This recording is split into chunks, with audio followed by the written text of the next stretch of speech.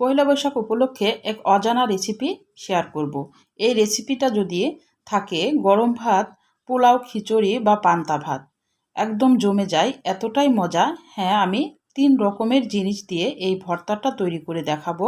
এই ভর্তাটা থাকলে আর কিচ্ছু লাগবে না গরম ভাতের সাথে। আর পহেলা বৈশাখে তো পান্তা ভাতে ভর্তা তো ইলিশের সঙ্গে খাই। এটা কিন্তু একদম পহেলা বৈশাখের জন্য একদম জমে যাবে। আমি কিভাবে 3 রকমের জিনিস দিয়ে এই ভর্তাটা তৈরি করছি, আপনারা প্রথম থেকে দেখতে থাকুন। আসসালামু আলাইকুম। হ্যালো বন্ধুরা, আপনারা কেমন আছেন? আশা করি আপনারা ভালো আছেন। আমি আলহামদুলিল্লাহ ভালো আছি। আমার শখের কিচেনে আপনাদের সবাইকে স্বাগতম। আমি এখানে নতুন মসুরের ডাউল নিয়েছি, আলু নিয়েছি আর রুই মাছ নিয়েছি 2 পিস। এবার আমি মসুরের ডালটাকে আর এই আলুটাকে সিদ্ধ করে নিব।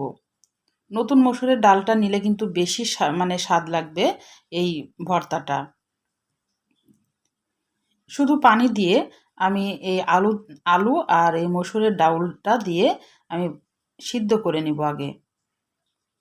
পানিটা পরিমাণ মতো দিতে হবে, দিয়ে মিডিয়াম আঁচে রেখে দিলে কিন্তু এটা সুন্দরভাবে সিদ্ধ হয়ে যাবে। মাঝে মাঝে একটু উঠিয়ে নিতে হবে ঢাকনাটা, এটা আবার উতলে একদম হাঁড়িটা নষ্ট হয়ে যায়। আমার সিদ্ধ করা হয়ে গেছে। আমি এখন একটু নেড়ে চেড়ে নেমে থবো এটা।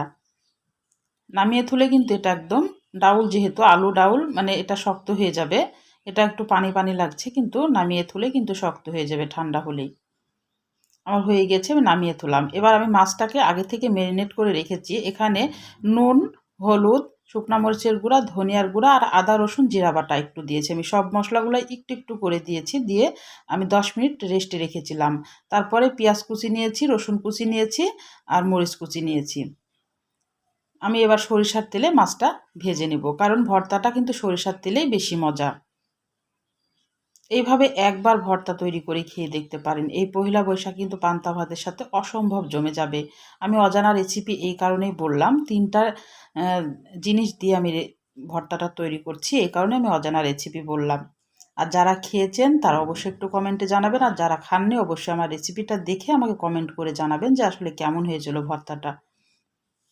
আমার মাছটা ভাজা হয়ে গেছে, আমি তুলে নিচ্ছি। এবার ওই তেলে আমি আগে রসুনটা দিয়ে দিব। রসুনটা যেহেতু শক্ত, সিদ্ধ হতে হবে, এই কারণে আগে দিলাম। রসুনটা একটু হালকা ভেজে নিব, তারপরে আমি পেঁয়াজটা অ্যাড করব। একবার এই ভর্তাটা তৈরি করে আমাকে কমেন্ট বক্সে এসে একটা ছোট্ট কমেন্ট করে জানাবেন যে কেমন হয়েছিল। আমার কাছে তো অনেক মজা লেগেছে খেতে। এটা যদি থাকে আর কিচ্ছু লাগবে না খেতে। এবার পেঁয়াজটা দিয়ে দিলাম। পেঁয়াজটা একটু নেড়ে চেড়ে আমি কাঁচামরিচটা অ্যাড করব। আর এই ভর্তাটা করলে এইভাবে রসুন, কাঁচামরিচ, পেঁয়াজ কিন্তু এভাবে তেলে ভেজে নিয়ে কিন্তু বেশি ভর্তাটা মজা। আর যারা শুকনা মরিচটা পছন্দ করেন তারা শুকনা মরিচটা দিতে পারেন।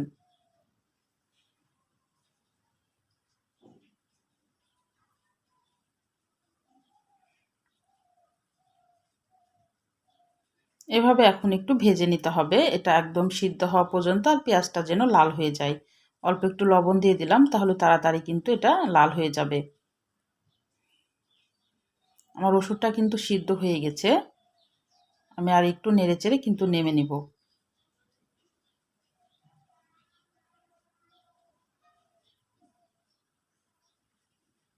আর পহেলা বৈশাখ সামনেই, অবশ্যই এই ভর্তাটা এভাবে তৈরি করে পান্তা ভাতের সাথে আপনারা পরিবেশন করতে পারেন। এবার আমি মাছটাকে আগে থেকে বেছে রেখেছি। মাছটা সবাই বাছতে পারে কাটা, এই জন্য আর দেখালাম না। মাছটা কিন্তু কাটাগুলা ছাড়িয়ে নিতে হবে। আর আমি যে ডাল আর আলুটা সিদ্ধ করে রেখেছি সেটাও প্লেটে নিয়ে নিয়েছি। এবার পেঁয়াজ, রসুন, মরিচটাও নিয়ে নিয়েছি। এবার রসুনটাকে একটু চটকে নিতে হবে। তারপরে এখন হাত দিয়ে ভালোভাবে মেখে নিতে হবে। আপনারা দেখতে থাকুন আমি আরও কি কি অ্যাড করছি।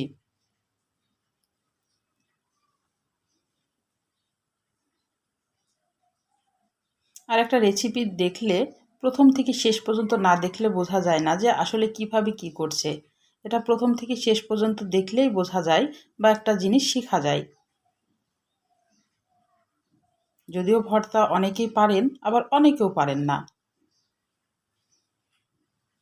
যারা পারেন না তাদের জন্য এই রেসিপিটা।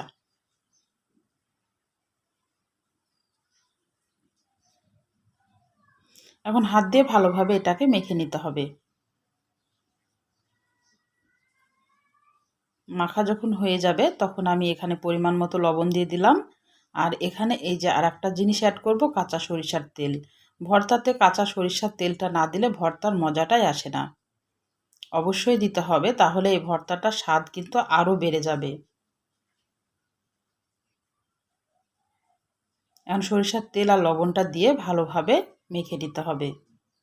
আপনারা আর একটা জিনিস এখানে অ্যাড করতে পারেন, লেবুর রস। আমার হাতের কাছে লেবুটা ছিল না, এই জন্যে দিই নাই।